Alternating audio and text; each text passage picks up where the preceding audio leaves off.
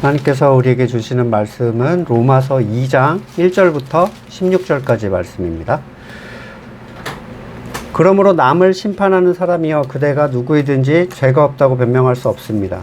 그대는 남을 심판하는 일로 결국 자기를 정죄하는 셈이기 때문입니다. 남을 심판하는 그대도 똑같은 일을 하고 있기 때문입니다. 하나님의 심판이 이런 일을 하는 사람들에게 공정하게 내린다는 것을 우리는 압니다. 이런 일을 하는 사람들을 심판하면서 스스로 그런 일을 하는 사람이요, 그대는 하나님의 심판을 피할 수 있을 줄로 생각합니까? 아니면 하나님께서 인자하심을 베푸셔서 그대를 인도하여 회개하게 하신다는 것을 알지 못하고 오히려 하나님의 풍성하신 인자하심과 너그러우심과 오래 참으심을 업신여기는 것입니까? 그대는 완고하여 회개할 마음이 없으니 하나님의 공정한 심판이 나타날 진노의 날에 자기가 받을 진노를 스스로 쌓아 올리고 있는 것입니다. 하나님께서는 각 사람에게 그가 한 대로 갚아주실 것입니다. 참으면서 선한 일을 하며 영광과 존귀와 불멸의 것을 구하는 사람에게는 영원한 생명을 주시고, 이기심에 사로잡혀 진리를 거스르고 불의를 따르는 사람에게는 진노와 분노를 쏟으실 것입니다. 악한 일을 하는 모든 사람에게는 먼저 유대 사람을 비롯하여 그리스 사람에 이르기까지 환난과 고통을 주실 것이요, 선한 일을 하는 모든 사람에게는 먼저 유대 사람을 비롯하여 그리스 사람에 이르기까지 영광과 존귀와 평강을 내리실 것입니다. 하나님께서는 사람을 차별함이 없이 대하시기 때문입니다. 율법을 모르고 범죄한 사람은 율법과 상관없이 망할 것이요, 율법을 알고 범죄한 사람은 율법을 따라 심판을 받을 것입니다. 하나님 앞에서는 율법을 듣는 사람이 의로운 사람이 아닙니다. 오직 율법을 실천하는 사람이라야 의롭게 될 것이기 때문입니다. 율법을 가지지 않은 이방 사람이 사람의 본성을 따라 율법이 명하는 바를 행하면 그들은 율법을 가지고 있지 않아도 자기 자신이 자기에게 율법입니다. 그런 사람은 율법이 요구하는 일이 자기의 마음에 적혀 있음을 드러내 보입니다. 그들의 양심도 이 사실을 증언합니다. 그들의 생각이 서로 고발하기도 하고 변호하기도 합니다.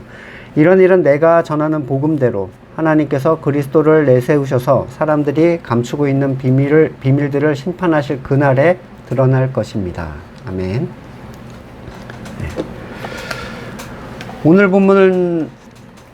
본문을 가지고 남을 비판하지 말자 라는 설교를 아마 많이 들어보셨을 거예요. 하지만 본문의 문맥을 잘 살핀다면 그런 결론으로 말하기에 무리가 있는 본문이라는 걸 발견하게 됩니다. 제가 이 설교를 몇 번을 썼어요. 쓰고 본문을 읽는데 이상한 거예요. 계속 이상해요. 성도에게 수많은 죄가 발현이 되잖아요. 옛사람이 있기 때문에. 근데 남을 판단하는 죄를 금기시한다. 그리고 그걸 그가 제어함으로써 안전할 수 있다면 그럼 율법과 뭐가 달라요? 간음하지 말라, 살인하지 말라, 도둑질하지 말라, 남을 판단하지 말라. 차이점이 어디 있습니까? 대부분 어떤 의미로 이 본문이 해석이 됩니까? 성도들에게 남을 판단하지 말라는 거예요. 그래서 죄를 짓고 있는 사람이나 복음에 대하여 정면으로 반박하고 있는 사람들을 대할 때 오히려 남을 판단하지 말라면서 꾸지람을 들어요. 또는 죄를 짓는 사람에 대하여 부정적인 마음이라도 내 안에 들면 스스로 정죄감에 빠집니다. 내가 남을 판단하다니, 나의 교만함을 용서하소서. 역전 현상이 일어났어요. 오히려 죄를 죄라고 말하는 사람을 정죄한다고 죄인시를 합니다. 결국 죄를 죄라 부르지 못하고 아버지를 아버지라 부르지 못하는 홍길동 같은 꼴이 교회에서 나타납니다. 이 본문을 너무 단순하게 풀거나 억지로 풀어서 나온 결과라고 저는 생각하는데, 마치 잘못했다고 하는 네가 더 나빠, 인류는 네가 더 나빠, 이렇게 된 거예요.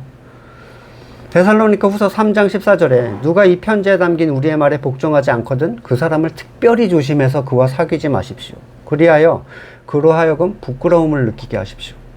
성경은 이렇게 얘기해요. 죄를 짓는다고, 또 복음에 순종하지 않는다고 왕따를 시켜라. 뭐 극단적으로 표현하면 그런 거잖아요. 지목해서 사귀지 말아라. 거기에 더해서 부끄럽게 수치심을 줘라. 어떻게 그리스도의 사랑을 말하는 성도가 그럴 수가 있습니까? 모두를 포용하고 죄를 덮어주고 죄라고 말해서는 안 되며 나만 조심하면 되는 것이다. 이렇게 설교를 합니다. 설교를 계속 몇 개를 들어봤어요. 어떻게 얘기를 하는지. 마태복음 18장 15절, 네 형제가 네게 죄를 짓거든 가서 단둘이 있는 자리에서 그에게 충고해라. 그가 너의 말을 들으면 너는 형제를 얻은 것이다. 그러나 듣지 않거든 한두 사람을 더 데리고 가거라. 그가 하는 모든 말을 두세 증인의 입을 빌어서 확정 지으려는 것이다. 그러나 그 형제가 그의 말도 듣지 않거든 교회의 말해라. 교회의 말도 듣지 않거든 이방 사람이나 세리와 같이 여겨라. 침묵은커녕 다가가서 말하라고 하잖아요. 어떻게 죄를 죄라고 판단하지 못하면서 그에게 형제로서의 충고를 해줄 수가 있겠습니까? 그게 교만이라면 교회는 어떻게 죄로부터 보호를 받겠습니까? 고린도전서 5장 12절, 밖에 있는 사람들을 심판하는 것이 나에게 무슨 상관이 있습니까? 여러분이 심판해야 할 사람은 안에 있는 사람들 아닙니까? 밖에 있는 사람들은 하나님께서 심판하실 것입니다. 여러분은 그 악한 사람을 여러분 가운데서 내쫓으십시오. 그래서 건물교회는 복음에 반하거나 공공연히 세속적 죄를 짓는 사람들보다 그걸 죄라고 말하거나 또는 그들의 기분을 언짢게 하는 사람이 더 나쁜 사람이라는 파멸적 결론에 이르게 됩니다. 비극적이죠. 남의 잘못에 침묵하고 거기에 대해서 부정적인 마음을 갖는 것조차 정죄감을 느끼게 되는 상태로 만들어버렸어요. 이게 진짜 성경이 얘기하는 참된 성도인가요? 죄에 대해 침묵하고 그걸 죄라고 생각하면 안 돼, 이렇게? 말도 안 되는 얘기가 돼버린 거예요. 온갖 교만을 부리면서 공동체를 힘들게 하는 사람, 또는 재정적인 부정을 행하는 사람, 의도적으로 왜곡된 험담을 해서 서로를 이간질시키는 사람, 그들을 판단하면 안 되나요? 나도 같은 죄를 지은 사람이 되는 건가? 말이 되나요? 간음하는 사람을 보고 간음하고 있네라고 하면 나는 간음한 사람이 되는 건가요? 다른 복음을 말하는 사람을 다른 복음이다라고 얘기하면 저도 다른 복음을 얘기하는 사람이 됩니까? 신약 성경의 절 구분 있죠. 절 구분은 1551년에 프랑스 궁정 인쇄 기술자 로버트 스테파누스에서 그가 시작을 했어요. 그래서 현재까지도 그게 통용이 됩니다. 전하는 바에 의하면 스테파누스는 파리에서 리옹으로 가는 말 위에서 절을 나눴대요. 뜨그득 하고 있는데 거기서 이제 여기까지 나누고 여기까지 나누고 한 거죠. 그러니까 말 위에서 나눠서 그런지 이 접속사로 연결되는 부분을 또 끊어놔 버렸어요. 그래서 헷갈리게 돼버렸습니다. 그냥 이 본문을 로마서 1장 하반부와 자연스럽게 이어진다는 전제 하에 이해를 하셔야 되는데, 왜냐하면 그러므로라는 접속사가 시작으로 연결이 되기 때문이에요. 이 말은 앞뒤 다 끊어먹고 갑자기 남을 판단하면 더 나쁜 놈이야, 이 얘기를 하는 게 아니란 얘기예요. 쉽게 생각해 보겠습니다. 앞에서 어떤 사람에 대해서 설명을 했어요. 지금 바울이 말하는 사람아 라는 이 사람은요, 정확한 대상이 아니라 가상의 인물이에요. 가상의 인물을 놓고 이렇게 설명을 하는 겁니다. 1장 하반부에서 어떤 이유에서 하나님으로부터 어떤 징벌을 받아서 어떻게 행동을 하고 그 행위를 스스로 어떻게 생각하는 존재가 1장 하반부에 나와 있죠. 그러므로 남을 판단하는 사람아, 이 사람은 도대체 누구인가? 이 사람은 앞의 본문과 같은 류의 사람이겠는가? 전혀 다른 사람이겠는가? 좀 더 쉽게 예를 들어볼게요. 어떤 사람이 자기 흙수저의 삶에 불만이 많았어요. 그래서 가족과 주변인에게 폭력을 행하고 감옥에 갇혀서 그 안에 수감자들과 더 나쁜 짓을 하면서도 전혀 반성이 없이 살고 있습니다. 그러므로 남을 판단하면 너도 걔랑 똑같이 될 거야, 너도 걔랑 같은 짓을 한 거야, 이게 갑자기 나타나는 게 말이 되냐는 거예요. 그러므로가 없다면 얘기를 뒤로 이어갈 수 있겠죠. 2장이라는 걸 바울이 썼다면 다른 주제로 얘기를 꺼낼 수 있을 거예요. 근데 장절도 없이 한 번에 써내려간 그 편지, 그것도 앞문장과 그러므로라고 연결된 이 얘기가 갑자기 성도에게 남을 판단하지 마라, 성도에게 적용된다는 건 전혀 자연스럽지가 않습니다. 나쁜 놈을 얘기했으면 그 나쁜 놈의 행위에 연결된 어떤 연결점 때문에 같은 죄로 취급을 받게 된다라는 그 해설이 있어야 되는 거죠. 그러면 남을 심판하는 사람이라는 존재에 대해서 한번 생각을 해 보십시오. 남을 심판하는 사람이 누군가요? 선악의 주권자예요. 그래야만 자연스러운 것은 앞에 있는 존재들의 근본적인 죄가 뭐라고 했죠? 스스로 지혜 있다고 생각하면서 창조주를 인정하지 않고 피조물인 존재를 신격화해서 스스로 선악의 주권을 가지고 있는 자들이라고 얘기를 했어요. 그들은 자신에게 창조주의 권리인 판결권을 가져와서 멋대로 의미를 부여하고 선을 부여하고 의를 부여하고 악을 부여합니다. 그러므로 판결권을 가진 자들이여 그대가 누구이든 죄 없다고 변명할 수 없습니다. 하나님의 심판이 이런 일을 하는 사람들에게 공정하게 내린다는 것을 우리는 압니다. 얼마나 자연스럽게 연결이 됩니까? 하나님의 판결은 단순히 남의 잘못을 판단하는 존재가 아니라 좀 더 근본적으로 하나님의 심판의 주권을 가져온 사람들을 향하고 있어요. 하나님의 심판은 공정합니다. 그의 창조주의 주권을 돌려드리는가 아니면 그렇지 않고 가지고 있는가.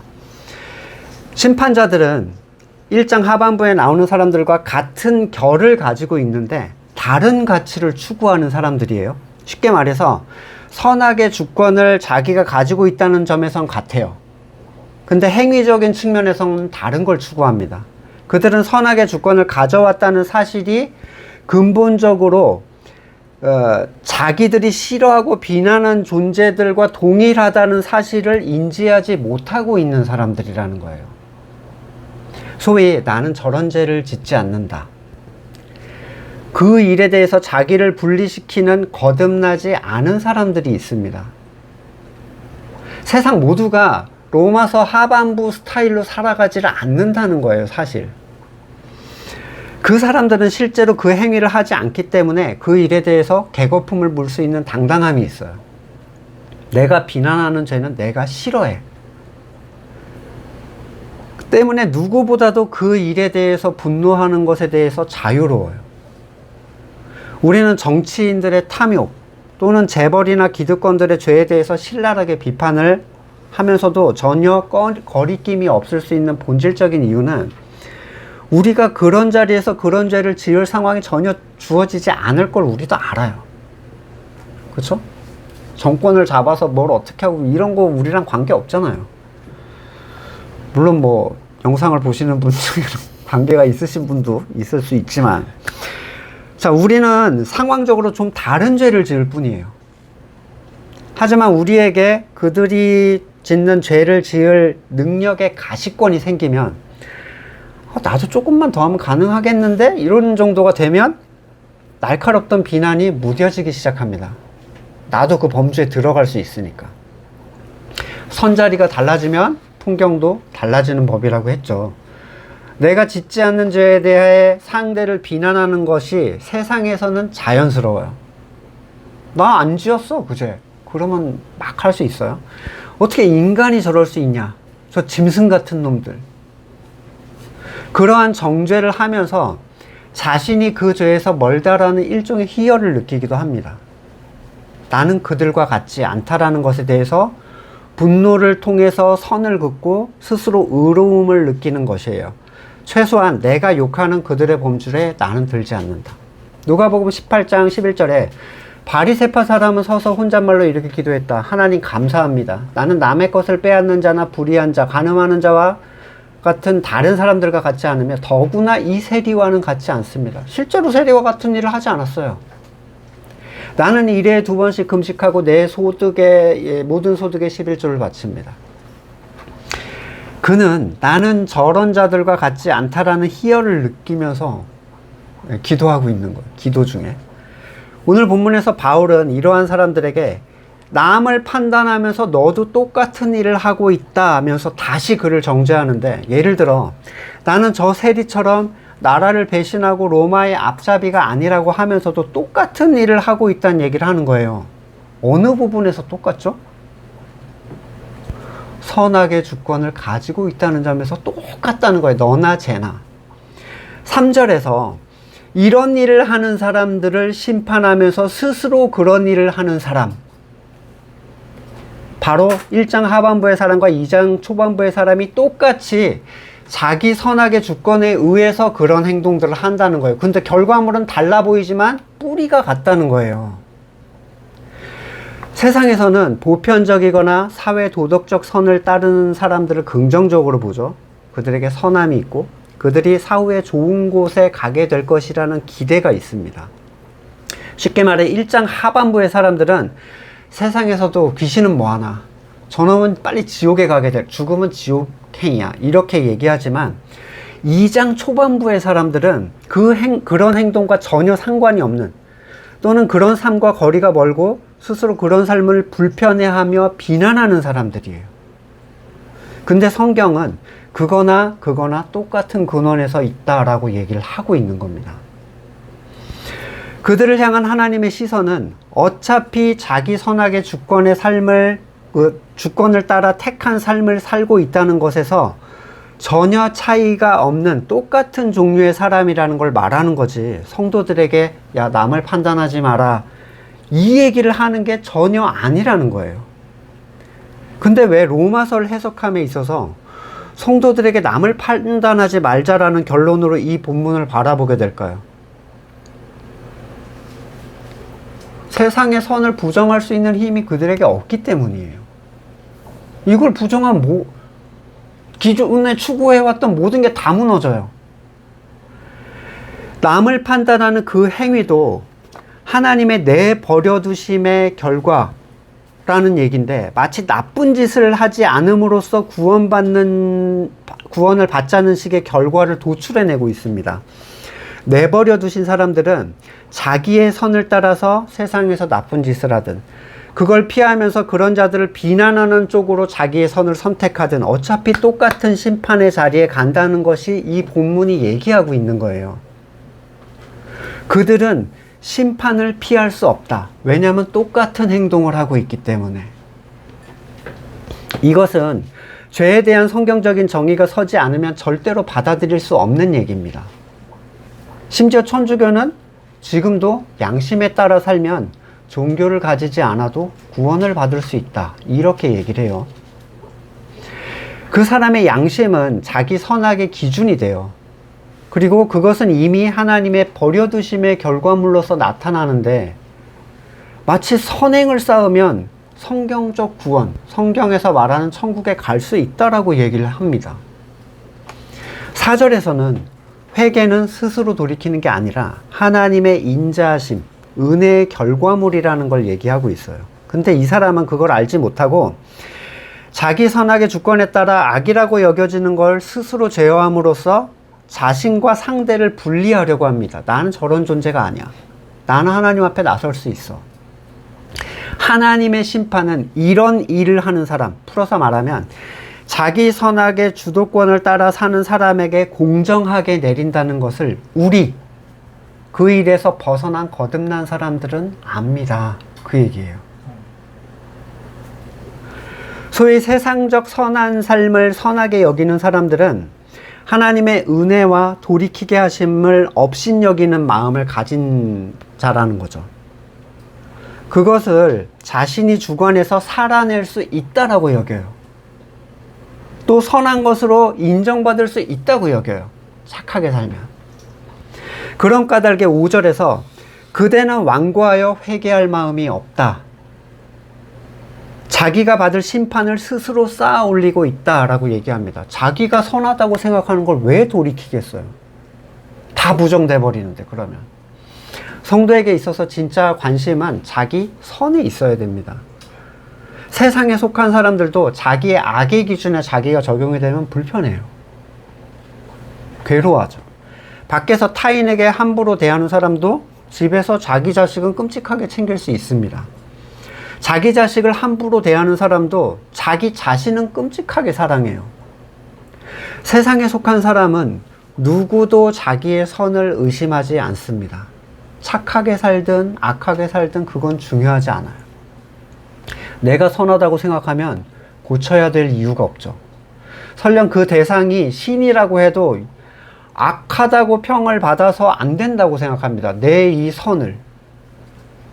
그러니 내가 생각할 때 선하다고 하는 것들을 쌓아서 의를 만들려고 해요. 신이시여, 당신도 인정해야 돼. 왜? 이건 내가 쌓은 선이니까. 내가 돕는 빈민구제가 흉악범의 악행과 같은 취급을 받는다고 누가 생각을 할 수 있겠어요? 그게 같은 뿌리로부터 나왔다고 누가 여길 수가 있겠습니까?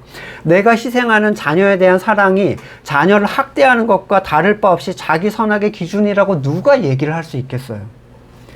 이것은 죄의 정의로부터 시작해야 되는 것이지 그 자체로 세상은 절대로 이해하거나 받아들일 수 없는 문제입니다. 자기 선을 옳다고 생각하는 사람은 완고하여 회개할 마음이 전혀 없는 사람이에요. 내 선이 왜 문제가 있어? 당연히 그는 하나님의 선 앞에서 자기의 선을 굽힐 생각이 추호도 없습니다. 그래서 그는 자신의 선행으로 하나님의 진노의 날에 당할 진노를 자기의 선행으로 쌓아 올리는 사람이에요. 바벨탑을 생각해 보세요. 탑 쌓는 게 뭐가 문제야? 탑 좀 쌓았다고. 올라가면 어디까지 올라가겠어요? 하지만 그들의 동기는 지향성, 하늘까지 닿는 데 있습니다. 사람이 스스로를 신격화하는 것은 스스로 선악의 주권을 포기하지 않고 가지고 있는 거예요. 이게 성경이 말하는 창조주 앞에서 근본적이면서 스스로 고칠 수 없는 죄라는 겁니다. 그래서 누군가의 도움이 필요해요. 꺼내줄 누군가의 도움. 6절을 보시면 각 사람에게 그가 행한 대로 갚아주실 것이다 하셨어요. 그래가지고 또 율법주의적으로 갑니다. 착하게 살자. 아니 그러니까 이게 볼 수 없는 사람은 그냥 이렇게밖에 얘기할 수 없는 거예요. 이거 봐라. 하나님 믿음으로 구원받는다고 했지만 결국에 행위를 보신다. 착하게 살자.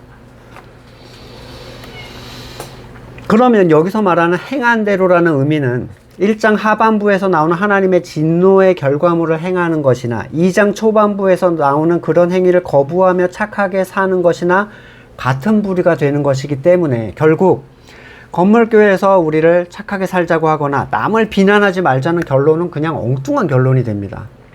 행한 대로가 구원의 근거가 된다고 생각하니 내면적인 틀이 없이 껍데기를 바꾸자고 자꾸 얘기하는 거예요. 비판하고 싶은데 입을 막으면 비판이 사라집니까? 누가복음 11장 39절 그러나 주님께서 그들에게 말씀하셨다. 지금 너희 바리새파 사람들은 잔과 접시의 겉은 깨끗하게 하지만 속에는 탐욕과 악독이 가득하다. 어리석은 사람아, 겉을 만드신 분이 속도 만들지 아니하셨느냐? 그 속에 있는 것으로 자선을 베풀어라. 그리하면 모든 것이 너희에게 깨끗해질 것이다. 이 본문이 수많은 인간의 죄악 중 단순히 남을 판단하는 것 하나를 고치는 의미라고 본다면 그냥 억지로 풀다가 망하는 거예요. 진노를 스스로 쌓아 올리도록 허용하는 설교가 돼버릴 수 있다는 거예요. 제가 지금 말씀드린 건 남을 판단하는 게 좋다. 그 얘기가 아닌 거죠. 이 본문이 뭘 얘기하는 걸 지금 보자는 거예요. 그가 행한 대로라는 의미는 자기 선악의 주권을 따라 나온 행위인가 아니면 하나님의 주권에 자기를 부인하고 나온 행위인가의 문제로 그를 돌아가게 만듭니다. 7절에서 참으면서 선한 일을 한다는 의미는 그 선한 일은 세상의 착한 일로 해석될 수 없다라고 제가 말씀을 계속 드렸는데 타인의 악행을 비난하는 자들도 악행을 행하는 자들과 근본적으로 똑같다라고 성경이 얘기하고 있기 때문이에요. 따라서 하나님 앞에서 인정받을 수 있는 일은 하나님의 주권, 창조주의 피조물에 대한 뜻을 인정하고 따르는 거예요. 나는 피조물입니다. 당신만이 옳습니다. 이게 그렇게 어려운가? 그들은 어려워요. 너무 당연한 건데 그들은 아니야. 내 선을 인정해줘야 돼 라고 얘기하는 거죠. 출애굽기 15장 26절 주님께서 말씀하셨다. 너희가 주 너희 하나님인 나의 말을 잘 듣고 내가 보기에 옳은 일을 하며. 엄청난 조건이죠. 내가 보기에. 네가 생각할 때가 아니에요. 나의 명령에 순종하고 내 규례를 모두 지키면 내가 어떻게 해주겠다. 나는 치료하는 하나님이다. 열왕기상 14장 8절. 다윗의 가문으로부터 왕국을 쪼개 내게 주었지만 너는 내 종 다윗처럼 살지 않았다. 다윗은 내 명령을 지키고 내가 보기에 올바른 행동을 했으며 마음을 다해서 나를 따랐다. 예레미야 32장 30절. 이스라엘 백성과 유다 백성은 젊은 시절부터 내가 보기에 악한 일만 했다. 이스라엘 백성이 여러분 도덕적 선행을 해본 적이 없겠어요? 예레미야 34장 15절에도 그런데 최근에 와서 너희가 비로소 마음을 돌이켜 각자 동족에게 자유를 선언하여 줌으로써 내가 보기에 올바른 일을 했다. 자, 하나님이 보시기에 선한 거. 그걸 우리가 사람이 어떻게 알겠어요? 사람이 어떻게 알겠냐고요? 그건 세상의 선과는 완전 다른 종류의 선입니다. 하나님의 선악의 주권을 인정하지 않는 그 세상은 그분의 선을 인정할 수가 없어요. 그분의 선은 자신들의 선에 합하여야 된다라고 오히려 여기죠.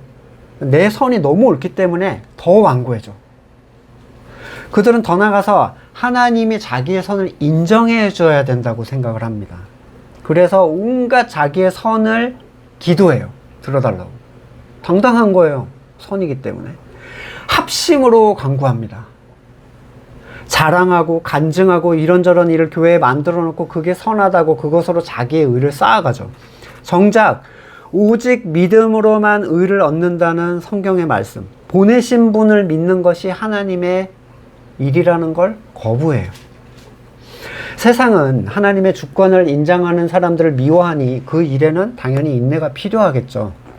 그러나 그러한 삶은 영원한 생명의 가치로 귀결이 되고 내 주권을 따라 사는 사람들에게 하나님의 진노와 분노가 있을 것이다. 이렇게 얘기합니다. 먼저는 유대인, 그리고 이방인. 이 뜻은 이 결과물이 육신의 혈통이나 세상적 선한 삶에 관계된 게 아니라 하나님의 은혜로 하나님의 주권을 인정하는 삶 그 자체에 관계된 것이다 라고 얘기를 하는 거예요. 뭐 유대인이 먼저 벌받고 이방인은 나중이고 너는 후순이고 이걸 지금 얘기하는 게 아니라 믿음에 관계된 거라는 거죠. 하나님이 차별이 없으시다는 의미는 그들의 소속이나 행위에 관계없이 그리스도의 의로 옷을 입었는가로 판단하신다는 의미이고, 여기에서 사람의 어떠한 노력이나 계획, 혈통, 의지가 전혀 개입될 수가 없습니다. 만약에 개입될 수 있다면 하나님의 뜻은 이후에 나타나는 어떤 사람의 불완전한 행위에 의해서 변경이 돼야 되는 거예요. 하나님의 공의는 거기에는 사람이 절대로 영향을 끼칠 수가 없어요. 착하게 살았다? 뭐 타고난 성품이 좋다? 전혀 영향을 끼칠 수 없어요. 하나님을 인정하는 존재는 하나님께서 바꾸신 존재뿐이고 이것은 하나님의 구원에 대한 주권을 분명하게 드러냅니다. 성도라면 바뀌어야 해. 맞는 말이에요. 하지만 의지적으로 가능한 얘기가 아닙니다. 그게 가능했다면 율법으로도 구원이 가능했겠죠. 성도는 바뀌지만 어떻게 바뀌어도 불완전한 존재예요. 은혜를 입었다고는 하지만 결국 행위로 자기를 제어하려는, 내 마음에 드는 수준으로 나를 제어하려는 습성은 계속 드러나요. 그럼에도 불구하고 은혜를 입지 않으면 도저히 하나님 앞에는 나갈 수가 없어요. 그 허용 범위를 누가 정할 겁니까? 어디까지 바꿔야 괜찮은 거예요? 보세요. 내가 분노하지 않는 거, 성도는 화내지 않아야 돼. 누굴 미워하지 않아야 돼. 어디까지 그걸 바꿀 수 있다고 생각하세요? 그게 하나님이 보시기에 만족하는 선이라고 생각을 할 수 있습니까? 저는 만족할 수 있겠죠. 내가 보기에 만족할 수 있는 그 선까지 어떻게 맞추겠냐는 거예요, 그걸. 12절부터 그 결과물이 율법과 전혀 상관없이 일어날 것이다 이렇게 얘기하는데, 율법을 모르고 범죄한 사람, 율법을 알고 범죄한 사람 둘에게 어떤 공통점이 있습니까? 한쪽은 율법과 관계없이 자기 뜻을 따라 살고, 한쪽은 율법을 알면서도 자기 뜻을 따라 사는 공통점이 있어요. 둘 다 자기 선악의 주권에 의해서 산 거예요. 유대인이나 이방인이나. 율법을 실천하는 사람이라야 의롭게 된다라는 게 율법이 가진 옛 언약의 방식인데, 신명기 6장 25절 여러 번 반복했죠. 신명기 6장의 제일 끝에 이게 있다고 생각하시면 나중에 찾아보시기 쉬워요. 우리가 우리 하나님 앞에서 그가 우리에게 명하신 대로 이 모든 명령을 충실하게 지키면 하나님이 보시기에 그것이 우리의 의로움이 될 것이다. 이건 불가능한 거야 라고 괄호하고 사실 숨겨놓은 거죠. 그래서 열심히 지키려고 했지만 누구도 성공할 수가 없었습니다. 율법을 준다고 해서 그의 선악의 주권이 하나님께로 돌아가지 않기 때문이에요. 자기에게 선악의 주권이 있는 사람들은 의에 대해서 하나님을 의지할 수가 없어요. 내가 생각할 때 선한 것이 하나님도 좋아하는 것이다 라고 여기기 때문에. 그것도 율법에 속한 자들에게만 주신 기회예요. 이것조차도. 근데 이방인은 한국 사람이 율법의 몇 가지를 변형해서 주의를 지키나에 11조를 하네, 땅도 물려받은 게 없는데 11조를 하네, 레위인도 없잖아요. 우리는 왜 그거 레위인 때문에 나온 건데? 또는 뭐 교회 일을 하는 방식, 이런 걸로 구원이 가능하겠는가? 우리는 우리가 율법을 가지지 않은 이방인의 범주라는 걸 사실 알고 있어요. 근데 도대체 왜 율법을 지키려고 하는 걸까요? 십계명을 지켜라, 율법의 항목들의 몇 가지를 지켜라, 왜 도대체 이러고 있는 걸까? 바울은 본문에서 율법을 가지지 않은 이방인도 그에게 본성을 따라 율법이 명하는 바를 행한다 라고 얘기를 합니다. 흥미로운 표현인데, 율법이 사람에게, 그러니까 유대인에게야 율법이 주어졌으니까 당연한 거고, 율법을 알지 못하고 아예 관계도 없는 이방인에게도 요구하는 바가 있다는 거죠. 율법이 사람에게 요구하는 게 뭡니까? 로마서 8장 4절, 그것은 육신을 따라 살지 않고 성령을 따르는 우리가 율법이 요구하는 바를 이루게 하려는 것입니다. 율법은 의를 요구해요. 지켜서 하나님의 의를, 하나님이 보시기에 합당한 의를 이뤄내라. 나병을 치유하셨을 때 이 사람이 고쳐놓고 예수님 뭐라고 하시냐면 가서 제사장한테 보여줘라 그랬어요. 무슨 의미냐면 은혜는 율법을 충족하고 남음이 있어요. 은혜로 되니까 율법으로는 안 되는 거야가 아니라 은혜는 하나님이 보시기에 의롭게 된 거예요. 율법학자 바리새인 의보다 나은 의가 필요하다. 마태복음 5장 20절에서 말씀하시죠. 그 의가 뭐예요? 주시는 의예요. 율법을 주신 이유를 알면 분명해요. 신명기 6장 아까 하반부에서 언급했듯이 하나님 앞에서 인정받는 의를 율법은 요구합니다. 근데 이방인은 어떻게 율법을 받지도 않았는데 스스로 생각 안에서 의를 요구하는가? 바울이 앞에서 말했듯이 사람은 피조생애를 통해서 창조주를 떠올리게 돼 있고, 창조주를 떠올릴 때 창조주가 피조물에게 원하는 것을 그리게 되어 있어요. 본능적으로 그 창조 질서 안에서 신이 원하는 것을 스스로 채우려는 피조물로서의 본능이 있다는 거예요, 사람에게. 그래서 너네는 변명치 못한다라고 얘기를 했어요. 자, 본능적으로 신 앞에 서게 되는 일에 대해서 두려움을 가지고 있고, 그게 사람에게 양심으로 작동을 합니다. 세상에 있는 사람의 양심은 결국 피조물로서 창조주를 인정하려는 본능의 한 부분이라는 거예요. 사람의 양심은 창조 질서의 틀 안에서 작동을 하는데, 부모에 대한 태도, 자녀에 대한 태도, 타인에 대한 태도, 법과 사회에 대한 태도, 사람들은 그게 하나님이 부여하신 양심의 작동이라는 걸 인지하지 못하지만 그러한 양심의 틀에 따라 세상은 멸망하지 않고 유지가 됩니다. 물론 이 양심은 서로가 다 달라요. 어떤 사람은 다 퍼주고도 내가 더 잘해주지 못해서 찔려합니다. 어떤 사람은 조금만 해줘도 얼마나 생색을 내는지 몰라요. 네. 그런 분들 많이 보셨나 봐요. 헛웃음이 자꾸 나오시는 거 보니까. 중요한 건 얼마나 양심을 따르는 삶을 잘 살았느냐가 아니에요. 어차피 그들은 양심으로 신의 존재를 무의식적으로 인정하고 있을 뿐 자기의 선악의 기준에 따라 사는 데에는 변함이 없어요. 자, 신이 있다면 어떻게 이런 일이, 이렇게 말하는 사람을 많이 보셨을 거예요. 하지만 거기에는 어떤 기준이라는 게 없습니다. 만약에 제가 슈퍼에 갔는데 제가 사려고 하는 물건이 다 팔려버렸어요. 할인 품목이. 제가 근데 읍졸입니다. 신이 있다면 어떻게 이런 일이 있을 수가 있어. 진짜로 화가 나서. 거기에다가 제가 그 얘기를 한다고 누가 뭐라고 하겠어요. 내가 그렇게 생각하겠다는데. 대형 사고, 무고한 피해자를 낸 일들, 또는 어린아이들의 전쟁에 대한 죽음들, 굶주림, 그걸 보면서 그 말을 붙이는 것은 모두가 동의하기 때문인가요? 그저 자신이 생각하는 보편적 선이 일어나지 않은 것에 대해서 신을 탓하는 거예요. 네가 존재한다면 왜 주권자인 내 마음에 합하지 않도록 일을 이딴 식으로 해? 이런 거예요. 내가 진정한 신인데 일 이딴 식으로밖에 못하겠어? 이런 말을 하는 사람들은 오히려 자기 주권을 드러냄으로써 신을 부정하려고 하는 거죠. 그러면 이방인이 자기 양심을 따라 사는 삶을 통해서 구원이 가능한가? 이런 얘기들을 가끔 언급을 하는데 천주교에서 주장하는 거죠. 종교고 뭐고 예수고 부처고 양심을 따라 살면 구원을 받을 수 있다고 성경에 써져 있다. 그걸 바울이 얘기하고 있다고 생각이 되세요? 그럼 요것만 써놓으면 돼요. 예수 그리스도고 십자가고 다 필요 없지. 이게 핵심인 거니까. 이래서 억지로 풀다가 망한다는 거예요. 베드로후서 3장 16절.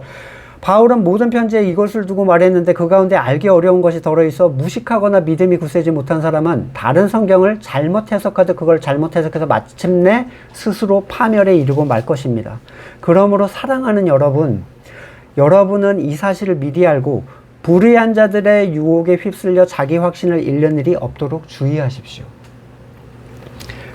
만약에 그 안에 있는 양심이라는 것이 우리가 생각하는 도덕적 수준의 양심이라고 해도 그걸 완벽하게 따를 수 있는 사람이 있겠는가?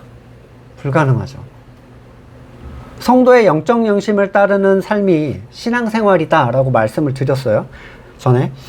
세상에 사는 사람들의 양심 말고 거듭난 생명이 성경에 의해 찔림을 통해 자기 주권을 부인하는 일. 거듭난 성도가 과연 그 깨어난 영적 양심에 따라 완전하게 살 수 있어요? 또는 그렇게 살기 때문에 너를 구원해 주겠다고 하나님이 얘기하시나요? 완전히 네가 네 영적 양심에 의해서 너를 완전히 부인했기 때문에? 전혀 아니에요. 우리는 늘상 우리의 불완전한 삶에 대해서 불편함을 가지고 있고 보면 볼수록 절망적이에요. 그래서 입혀주시는 의를 입는 거예요.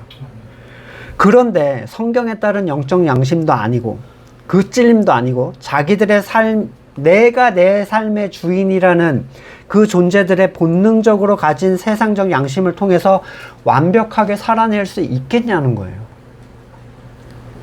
전혀 불가능하죠. 누군가 양심에 의해서 구원을 받으려면 양심이 아예 작동하지 않은 상태여야만 가능할 수 있을 거예요. 그래서 아직 양심의 기능이 작동하지 않은 존재들의 구원에 대해서는 언급할 수 있지 않을까 저는 생각을 합니다. 너무 어린 갓난아기 또는 인지가 불가능한 정신적 지체를 가진 사람들은 양심의 충돌이 없잖아요. 그냥 동물과 다를 바가 없는 거야. 이 내 신적 주권이 없기 때문에. 그래서 양심에 따른 구원의 적용을 받지 않을까라는 생각은 해볼 수는 있어요. 물론 그에게 양심이 있는지 없는지는 하나님만 아시는 일이죠. 그래서 우리가 섣불리 그들의 구원을 주장할 수는 없습니다. 다만 그렇게 생각은 해볼 수 있을 것이다 이렇게 얘기해 보는 거죠. 절대적 존재를 인지하는 사람의 양심의 기능, 그것은 사람 안에서 그를 고발하고 그 스스로를 다시 변론합니다. 이렇게 해서는 안 돼. 이쪽에서 천사가 아니야 뭐 어쩌고 그런 거 있잖아요. 두 가지 생각이 내 안에서 막 서로 고발하고 서로 이겨먹으려고 하는 성경은 그 생각이 발생하는 것이 창조주의 창조 질서에 반응하는 양심의 찔림이라고 얘기를 하는 거예요. 사실 사람에게 하루에 수십 번 이런 고발과 변론이 발생을 합니다. 이렇게 해야 하는 거 아닌가?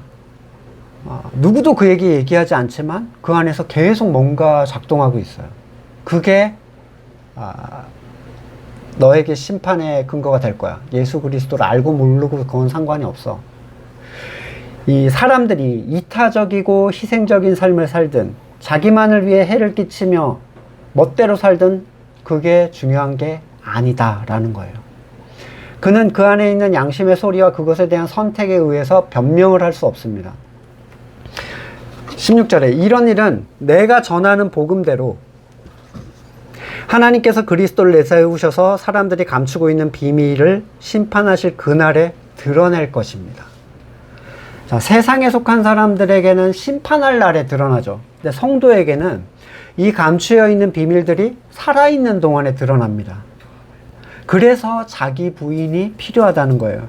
건물교회에서 말하듯이 자기 부인은 하기 싫은 교회 일을 하거나 종교 행위를 어거지로 하거나 세속적인 금욕을 행하는 게 아니라 내 선악의 주권이 내 의에 대한 힘이 솟아오를 때 말씀을 통해서 그걸 부인하는 거예요. 그 주권을 다시 하나님께 돌리는 것. 내 의가 나타난다는 건요, 내 선이 인정된다는 거예요. 그러니까 내가 선하니까 내가 선을 행하면 의롭게 행하는 것에 대한 가치가 부여되는 거죠. 근데 하나님 앞에서 그리스도의 의 외에 성도가 붙잡을 수 있는 건 아무것도 없어요. 그래서 말씀은 성도에게 그들에게 숨겨져 있는 사람의 주권, 선을 계속해서 드러내줍니다. 히브리서 4장 12절 하나님의 말씀은 살아있고 힘이 있어서 어떤 양날칼보다 더 날카롭습니다. 그래서 사람의 속을 꿰뚫어 혼과 영을 갈라내고, 이건 거듭난 사람들에게 일어나는 거예요. 관절과 골수를 갈라놓기까지 하며 마음에 품은 생각과 의도를 밝혀냅니다.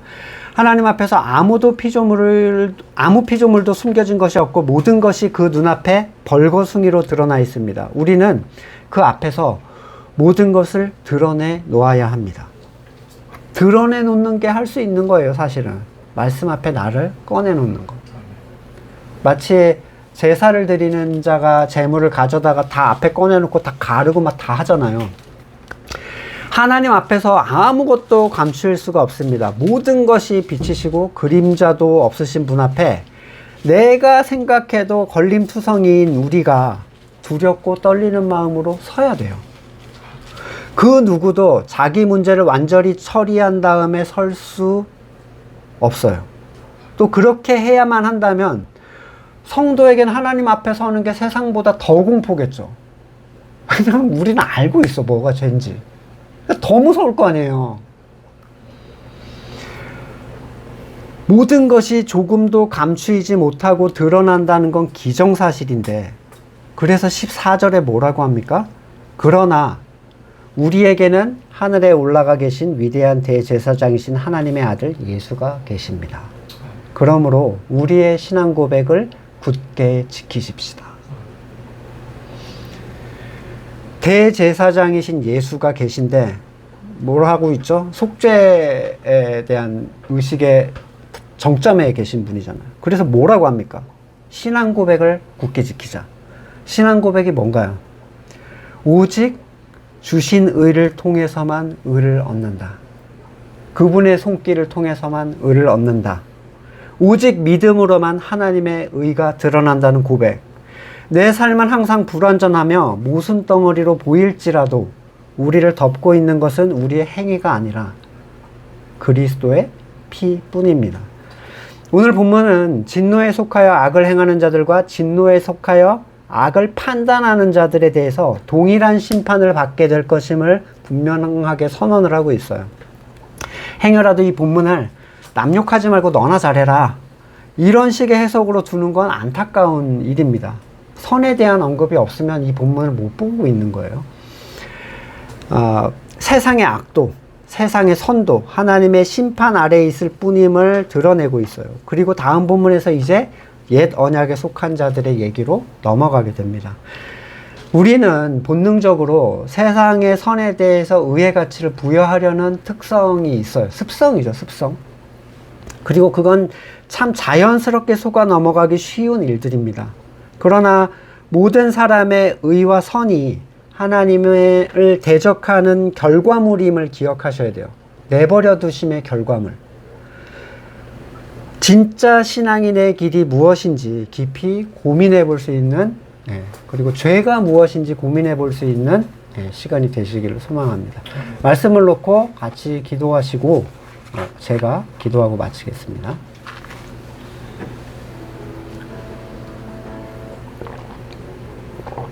내가 그리는 어떤 선한 그림, 성도의 모습이라면 이런 거겠지라는 그 가치 안에서 사실 깨어져 나가야 될 게 굉장히 많거든요.